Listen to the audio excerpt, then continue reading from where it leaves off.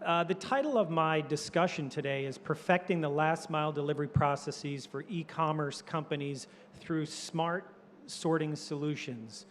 And as I was introduced, my background is marketing, so I'm going to focus on the what more than the how, because I'm a marketing guy. If you want to ask me which sorter you should buy, I'm not the right guy. What I do intend to do today is share with you some trends that we see in the market, mostly from the United States, but many of them will come over here, I'm sure, in one shape or form or another.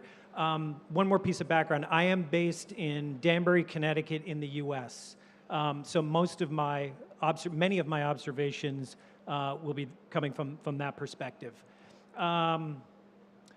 Okay, I have to do a 2-minute advertisement on Pitney Bowes and who we are for those of you who don't know.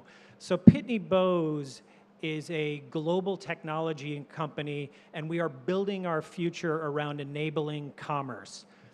We have been serving Fortune 500 companies in the United States. We have over 1.5 million small and medium-sized businesses, and we are a global company that's been around since we just celebrated our 90th anniversary.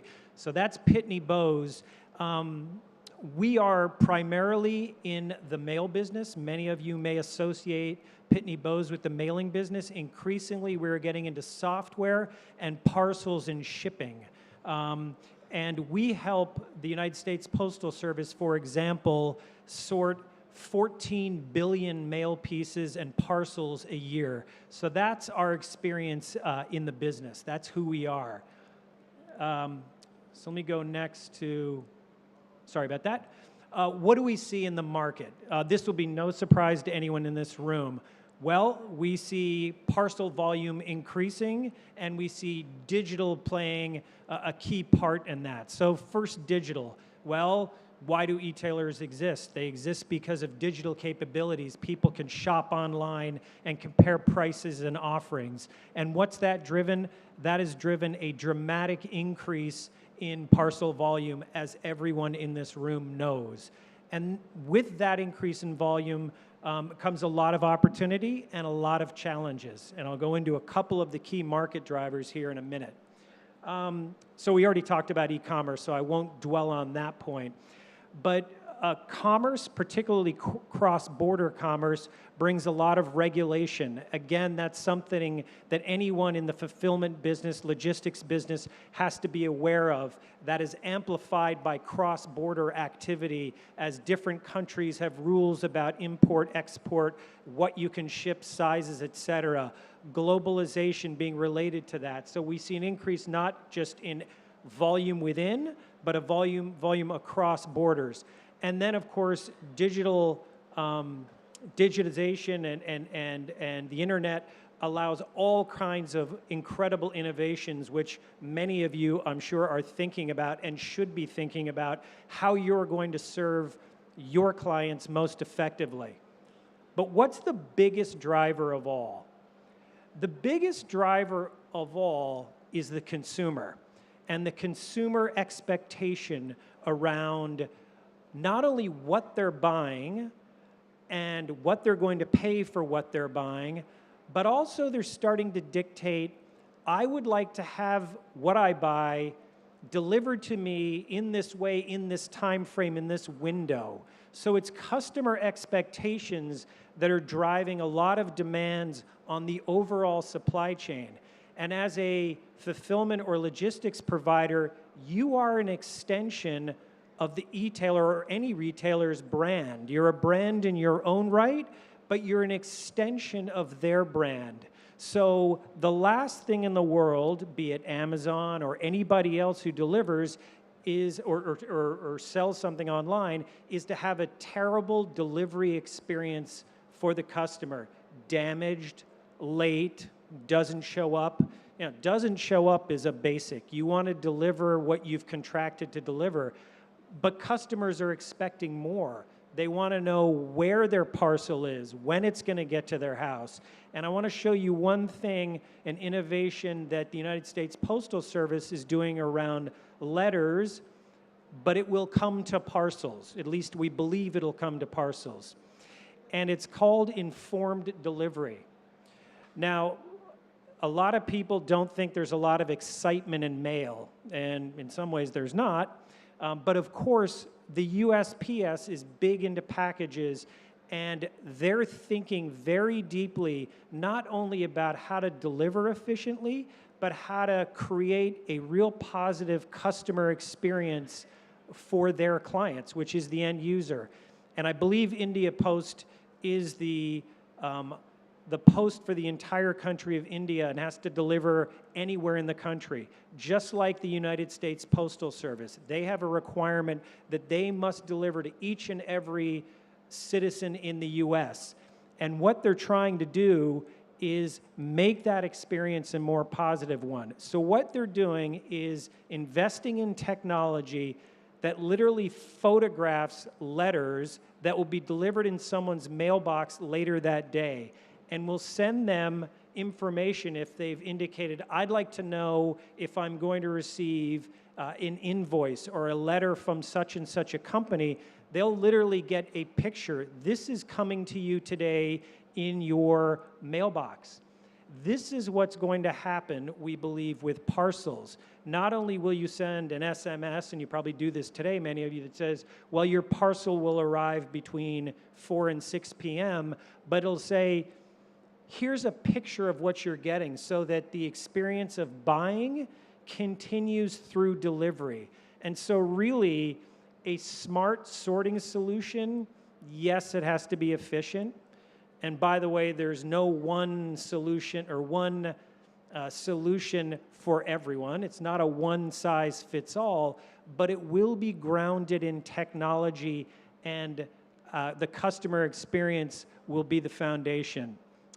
So I did want to share that screenshot with you. I don't think India Post does this today, but USPS is doing it. I think it'll happen to parcels, and I think it's something that last mile fulfillment companies need to think about.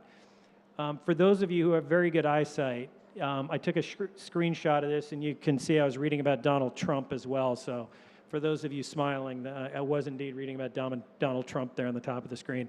The other thing I wanted to say was it's a screenshot about global e-commerce.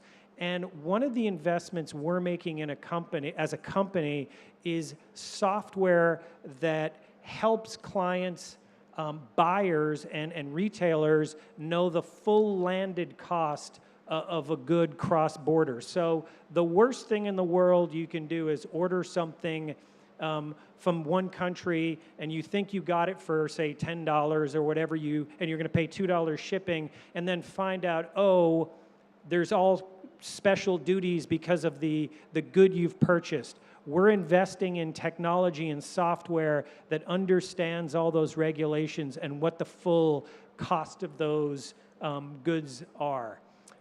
So that's another point to make. Is it, the customer experience, they have to know the full cost and the time and the implication of what they're doing. And that falls on the retailer today, but as the last mile delivery company, you're part of that brand and part of that experience.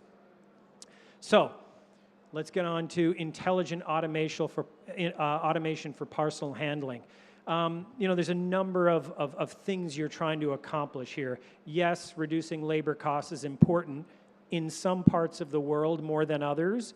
Obviously, in countries that have very high labor cost, automation is very, very helpful in terms of lowering it.